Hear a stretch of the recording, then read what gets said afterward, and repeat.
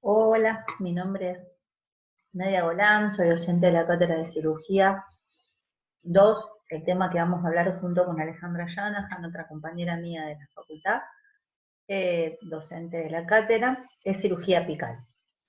Yo voy a comenzar, ella va a terminar. Y bueno, la primera parte me toca hablar a mí, y lo que voy a hablar es lo que involucra dentro de la cirugía apical y detenerme principalmente en la apicectomía. Dentro de la apicectomía hay dos técnicas. Una es la apicectomía y el otro es el curetaje periapical. La apicectomía es la resección quirúrgica por vía transmaxilar de un ápice dentario. Lo que dice y a lo que se refiere es que muchas veces el tratamiento endodóntico falla y no se soluciona por vía del conducto, sino por vía quirúrgica, entrando mediante una cirugía con colgajo y osteoostectomía. La idea es que para poder lograr el sellado, yo necesito cortar el ápice y sellar ese conducto. En cambio, la diferencia del curetaje periapical es solo eliminar el proceso patológico, pero no vamos a reseccionar el ápice dentario. El curetaje periapical tiene solo una indicación que generalmente se diferencia de la apicectomía, es cuando nosotros sabemos que tenemos un conducto totalmente perfecto y nos falla principalmente que se sobreobturó, o sea, se pasó el límite del foramen apical. El foramen apical es la terminación múltiple de pequeños vasitos que terminan el conducto y que si nosotros sobrepasamos ese límite, estamos llegando a estar dentro de la parte ósea.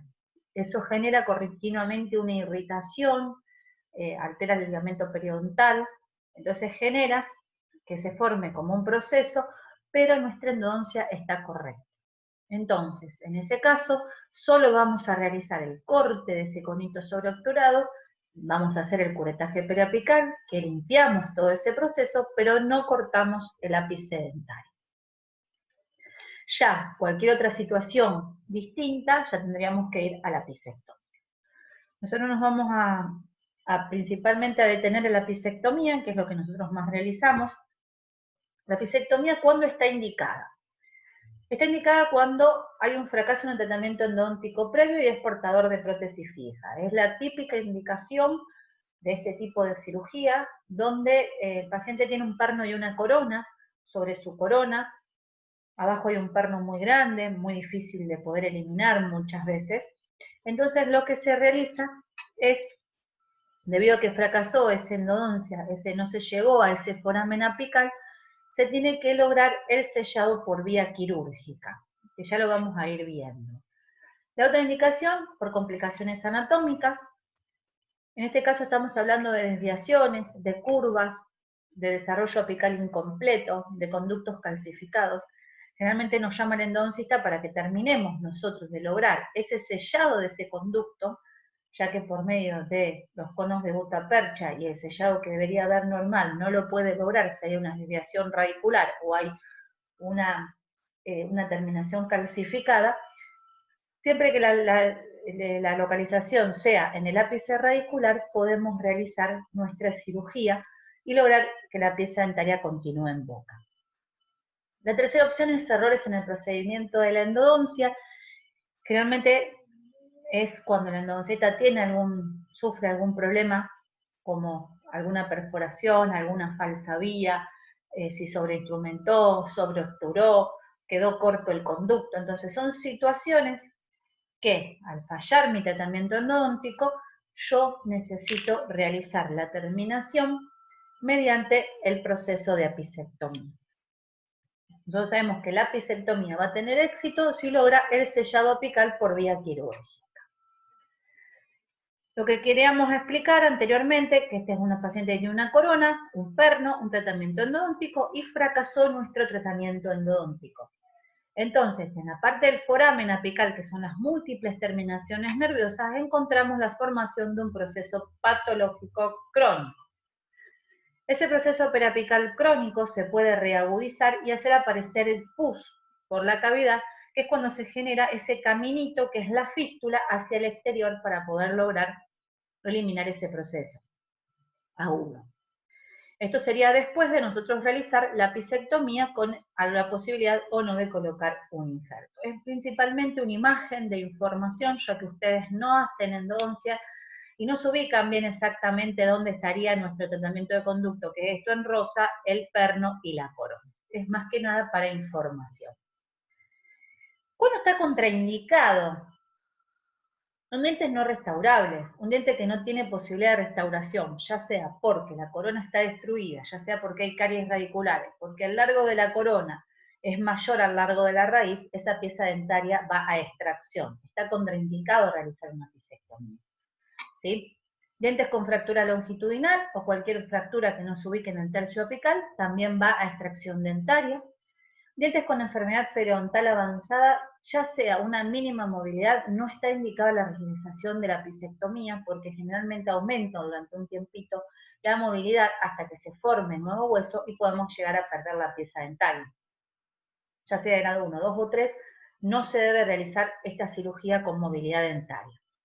Enfermedades óseas, hablamos de enfermedad de Payet o alguna enfermedad más directa del paciente, que hace que no podamos, digamos, realizar ningún tipo de cirugía sobre su hueso. Y aparte de contraindicaciones, tenemos limitaciones o precauciones. Yo lo llamo precaución más que limitación. Una de esas es hacer cirugía por hacer, que es el uso indiscriminado, que es cuando nosotros realizamos la cirugía y podríamos haber hecho un retratamiento de conducto. Lo que quiero dejar bien en claro es que siempre que podamos extirpar el perno y la corona o podamos realizar un retratamiento de conducto, esa es la primera medida que tenemos que optar. Si esa medida no se logra, ya podemos ir a una segunda opción, que es la vía quirúrgica, esta apicectomía. Alteraciones sistémicas momentáneas, cualquier cirugía que uno aborde y el paciente no esté normalmente su sistema inmune normal, ya sea o presión alta o diabetes mal controlada, no se puede realizar ningún tipo de cirugía, no solamente la apicectomía. Se soluciona el paciente y se realiza la operación. Factores del paciente, muchas veces hay alteraciones psicológicas, emocionales momentáneas del paciente que está pasando una situación muy grave, o que no haya dormido, que haya pasado una semana con mucho dolor, con mucha alteración, eso tampoco nos ayuda, es una limitación, no una contraindicación. Y factores anatómicos locales, lo más que voy a remarcar es la cercanía con las piezas y las estructuras nobles vecinas.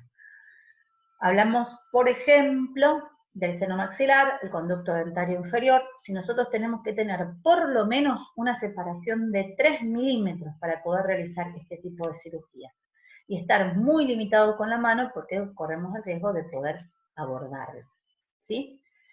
Bueno, una vez que nosotros hablamos de las indicaciones, contraindicaciones, lo que no más nos importa es qué estudio necesito yo hacerle al paciente para saber que puede realizarse ese tipo de intervención.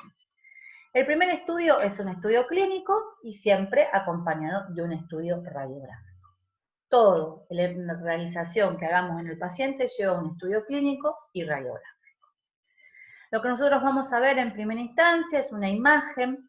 Acá me hace mucopurulenta, elevación del fondo del surco, tiene una corona, es un paciente que tenía dolor a la percusión. Es una situación así nos vamos a encontrar en el consultorio. Entonces ya me hace pensar que este tipo de lesión en el ápice de una pieza dentaria que ha fracasado mi tratamiento endodóntico. Y vamos a realizar el estudio preoperatorio, dentro de ellos el estudio clínico, donde ¿qué vamos a encontrar en el paciente? Dolor a la percusión, dolor a la palpación, el paciente siente como la sensación de diente alargado, que es cuando se le llama periodontitis, tiene una pequeña movilidad, posiblemente fístula o no, el típico granito que se ve a la altura del ápice, puede doler en forma espontánea también. Hay que ver cuántas piezas dentarias abarca, por lo general si abarca más piezas dentarias más dolorido está y más comprometido el fondo de surco. Hay que ver también en nuestro estudio el acceso a la zona que nos está afectando, si tenemos acceso, si no tenemos, si está próximo las estructuras nobles vecinas o no, si es un molar o es un premolar. Y la mayoría de ustedes se preguntarán, ¿en qué pieza dentaria puedo yo realizar una apicectomía? En cualquiera que lo permita, no está limitado solo al sector anterior. Nosotros hacemos mucho en el sector anterior porque es lo más común que se nos presenta, por ejemplo en incisivos, caninos, incluso hasta premolares. Generalmente en los molares hay que ver en qué situación se encuentra nuestro seno, nuestro dentario, para poder ver si lo podemos abordar. Pero no es que está impedido realizarlo en los molares. Hay muchos casos de apicectomías en molares, pero bueno, es más limitado y es más común encontrar en el sector anterior. Aparte del estudio clínico, se va a acompañar de un estudio radiográfico. Este estudio radiográfico va a ir una primera radiografía periapical que voy a sacar en el consultorio. En esa radiografía periapical voy a ver, se abarca 1, 2, 3 piezas, cuánto abarca, si es chiquito, si es grande, si tiene prótesis fija, si no lo tiene. Entonces ahí voy a determinar si necesito o no otro tipo de radiografía, que no es, o que no me alcanza solo con la radiografía periapical, entonces voy a obtener la radiografía panorámica o la combi.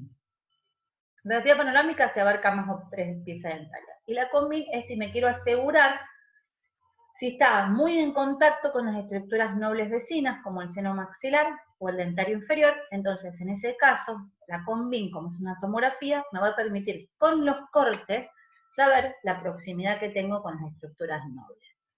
Entonces siempre nos vamos a manejar con estos estudios radiográficos, ¿sí? Lo que más tengo que entender una vez que yo opté por este tipo de cirugía, ¿qué es mi objetivo? ¿Qué quiero lograr yo? Eliminar el tejido patológico, y una vez que yo elimine el tejido patológico mediante el curetaje, lograr también el sellado apical. Si yo elimino el tejido patológico mediante el curetaje, pero no le realizo el sellado apical mediante la apicectomía, no voy a obtener éxito en mi cirugía. Por lo general, el proceso patológico se vuelve a generar porque hay quedado alguna terminación sin poder sellar. Entonces, aparte de eliminar, con la apicectomía logro llegar a los conos de guta por la vía quirúrgica y obtener el sellado, el bruñido de esos conos de guta percha desde el ápice, que me permite lograr el sellado y de esa manera todo se vuelve a regenerar. Inclusive donde nosotros teníamos ese proceso periapical, hay relleno óseo propio del paciente. Se le puede poner algún relleno aparte que me ayude, pero se tiene que formar su propio hueso al paciente. Y a los 6 meses vemos un gran éxito si logramos estas dos cosas en conjunto. Entonces, este es el objetivo principal que nosotros queremos lograr. Y vamos a los pasos de la técnica quirúrgica. Acá lo dice la preparación del campo quirúrgico, vamos a ir nombrando paso a paso. La técnica anestésica, la incisión, importante qué diseño de colgajo voy a realizar, la osteoblastectomía, con qué elemento lo voy a realizar, curetaje, apicectomía, vuelvo a curetear. Ahí lo voy a remarcar, siempre el curetaje, cuando nosotros hacemos la osteoblastectomía encontramos tejido blando. Hay que curetear para después lograr encontrar el ápice, hacer el corte del ápice y después encontrar el tejido patológico posterior al corte del ápice. Eso es una situación fundamental para el éxito.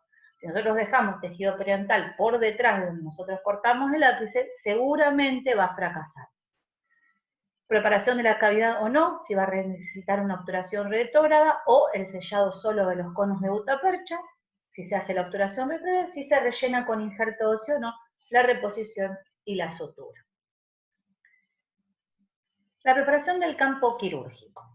Yo voy a desinfectar bien la zona con pervinox como haríamos para realizar una extracción dentaria común. Preparamos nuestro campo, nuestra mesa quirúrgica. Vamos a aislar el aislamiento del campo, preparamos la besa, nos lavamos la mano y esto es lo más importante que necesitamos hacer.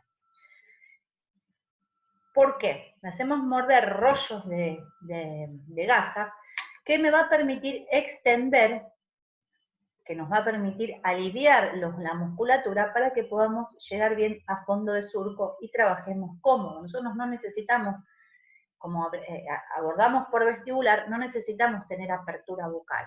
con el simple hecho de relajar todo lo que es la musculatura, el tejido se aliviana y nos permite extender bien el tejido y poder ver bien. Es una cirugía de los 1000 detalles, donde nos complica muchísimo poder lograr en el campo tan pequeño una exactitud muy marcada, porque si no podemos fracasar. Entonces tenemos que estar bien astutos, bien cómodos y observando muy bien. Esta es la situación de nuestro aislamiento para lograr trabajar con comodidad. La técnica anestésica es la técnica anestésica para hacer una extracción dentaria de la misma manera, tanto los dentarios, por palatino, por lingual, de la misma manera se anestesia, por más que nosotros abordemos por vestibular, también vamos a bloquear los palatinos en el paladar y el lingual, porque por el toqueteo podemos llegar a tocar parte de la mucosa del paladar. Así que hacemos una técnica anestésica similar para las extracciones.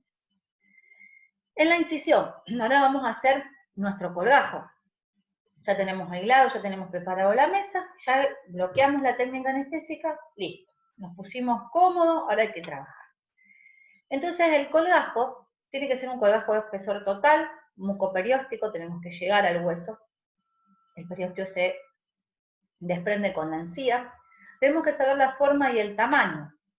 Dentro de la forma y el tamaño, que tenga un absceso óptimo, que yo logre trabajar cómodo, que favorezca la cicatrización, que se apoye sobre tejido sano, sobre hueso sano, no se umbilique, porque si se umbilica la cicatrización es defectuosa.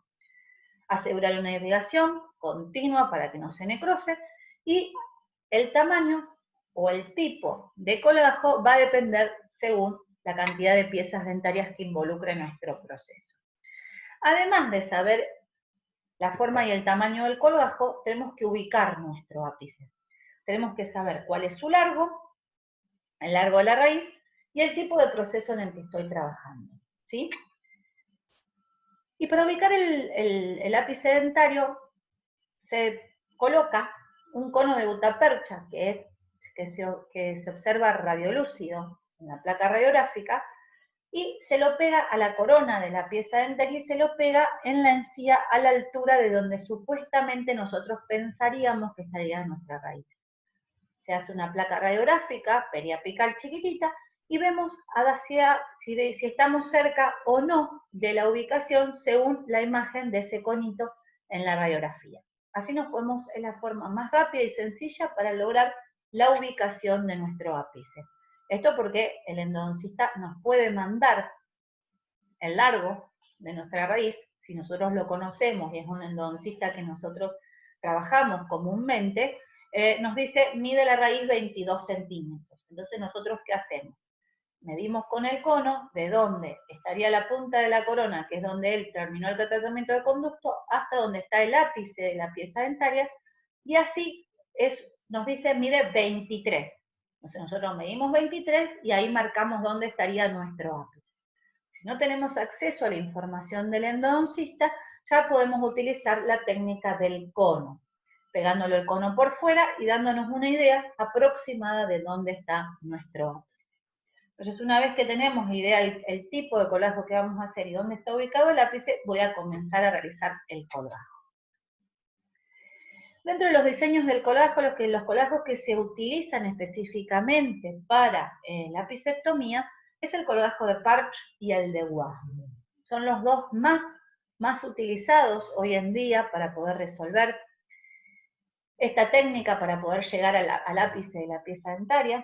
El colgajo de Parch se realiza con hoja de bisturí los tres, el de Neumann también cuando abarca más piezas, pero bueno, el colgajo de Parch es un colgajo semilunar, bien redondito, es bien pequeño, alejado 5 milímetros del margen gingival.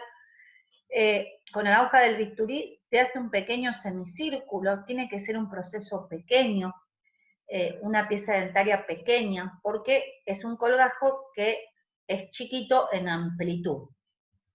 Se va a levantar y se va a desplegar el colgajo hacia arriba, y si no tenemos el Wahmo, que es el colgajo que yo en día considero el más utilizado, que son dos compensadoras, una lineal, que no termina en ángulo como hice acá rectos, sino termina en ángulos redondeados. Donde hay ángulos rectos, acuérdense que puede necrosar y dificulta la irrigación, una de las condiciones que tenía que tener nuestro colgajo. Tiene que estar a 5 milímetros del margen gingival. Estos son pacientes para portadores de prótesis fija, que es lo más común que vamos a encontrar. Entonces no tenemos riesgo a los defectos estéticos y la cicatrización me queda mucho más elevada. Esto cuando el proceso es un poquito mayor, me abarca más, es un poquito mucho más, te diría, más amplio que el de parche.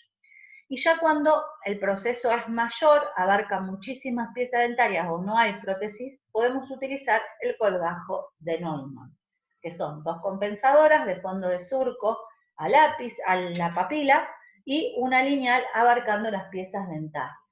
El de Neumann ya lo conocen, y es nuestros colgajos que utilizamos para apicectomía, y es lo que nosotros vamos a intentar realizar previo cuando nosotros hicimos nuestro estudio. ¿Cuál de estos 3 vamos a utilizar? En este caso mostramos en el decolado uno de Wasmund, ¿sí? Compensadora lineal, 5 milímetros del margen óseo, y nuestro decolado va a comenzar en la unión del ángulo, como el de Neumann, como el angular, como cualquier colgajo que tiene una compensadora. Ahí empezamos a decolar, vamos a tratar de exponer todo esto hasta lograr ver la parte ósea con un decolador, y una vez que obtenemos nuestro colgajo, nuestro ayudante va a extender el labio. Esto está mal, que está con la boca abierta, que no tiene nuestra gasa, pero bueno, el paciente a veces logra, en la situación y en la fuerza que uno realiza, abre su boca. Y después vamos, una vez que nosotros ya tenemos nuestro colgajo, que en este caso es mucoperióstico, encontramos el hueso. Y hay 2 opciones, la tabla soplada o la tabla intacta. La tabla soplada es cuando yo ya tengo una pérdida ósea debido al caminito que logró labrar nuestro proceso infeccioso, el pus, hacia el exterior. Entonces me reabsorbió el hueso a la altura de donde está ese proceso, y yo lo que hago, que es acá, yo lo que hago es ampliarlo. Ampliar la ostectomía, que generalmente utilizamos turbinas, pero también se puede realizar con instrumental manual. Y la tabla intacta es cuando yo abro, pero no hay pérdida ósea de ningún tipo. Entonces, ahí podríamos comenzar con instrumental manual y terminar con instrumental rotatorio. Se hacen las marcas y se extrae el huesito. Por lo general utilizamos turbinas, una fresa bien redondita, pequeña, que no me desgaste de más, y lo único que me permita es realizar la extracción del hueso para poder encontrar mi ápice dental. ¿Sí? El instrumental, estos son sacabocados, esta es la pinza ubia, estos son sacabocados, que lo que permite es extraer hueso en bloque, tac, como cortando. Eso lo utilizamos muchas veces para terminar de hacer nuestra osteoidectomía. Usamos el manual con el escoplo, el gubia, y nuestro instrumental rotatorio con turbina y fresa redonda extra larga, pequeña. Ahí está nuestra fresa, ahí está nuestra pieza de mano, y la idea es aumentar la ventanita que ya se había generado, o generar una ventanita para exponer nuestro ápice. ¿Cuánto voy a sacar? 3 milímetros. Voy a sacar todo lo que sea por vestibular y voy a tratar de extenderme mesial un poquito para poder trabajar con amplitud. Y me voy a encontrar con esta situación. Me voy a encontrar con una osteoidectomía que me permita encontrar, ¿qué vamos a encontrar posterior? Tejido periapical.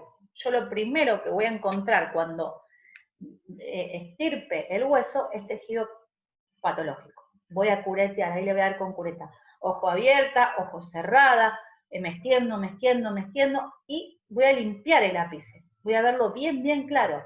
Se ve distinto al color del hueso, para que me dé cómo me voy a dar cuenta, porque el color es distinto y la textura tanto ósea como dentaria es totalmente distinta.